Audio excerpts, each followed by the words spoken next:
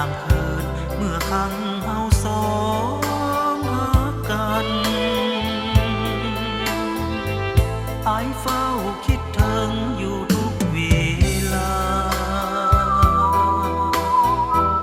อยากพบแก้วตาจนหัวใจสั่นน้องเธอขัดขวงเอาไว้หรือว่าใจน้องลืมนั้น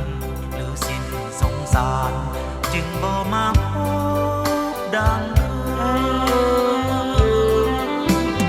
น้องคงเพลินกับคนรักใหม่มีสุขสมใจเร็วลืมจึงเสิบ่ยอมพบอายบ่ได้สั่งลากันเลยอายผิดเรื่องใดน้องเอ่ยฮักจึงเอ่ยหายซื่ออายอยากพบน้องเป็นครั้งสุดท้ายหากน้องจะไปเป็นของคนอื่นอายอยากบอกนางให้รู้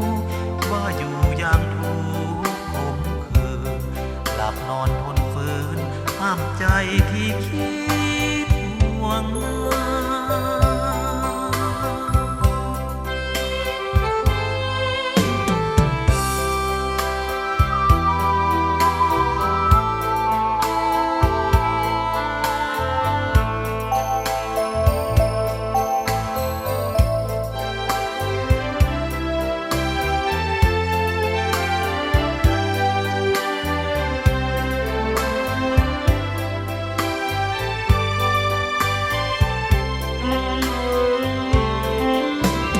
น้อ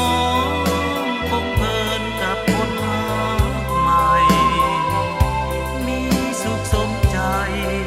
เร็วลืมจึงเสิบ่ยอมพบอายบ่ได้สั่งลากันเลยอายผิดเรื่องใดน้องเอ่ยฮักจึงเอ่ยหายซื่ออายอยากพบน้องเป็นครั้ง